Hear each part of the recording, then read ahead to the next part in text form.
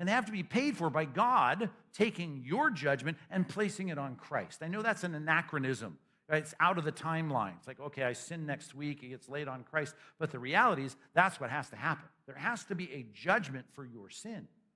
Non-Christians get judged by themselves. They get to pay for their sins themselves. You have your sins paid for by Christ. Remembering your testimony, understanding that you've been redeemed, thinking back at your regeneration. Right? That's the second step. I declare war, and then I realize, listen, such were some of you.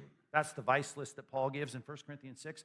He says all kinds of drunkenness, homosexuality, sexual immorality. He lists these things, and he says, and such were some of you. You were on that path. I mean, God was going to judge these things. God's going to send people to hell for those things. And that's not who you are anymore. Remember your identity.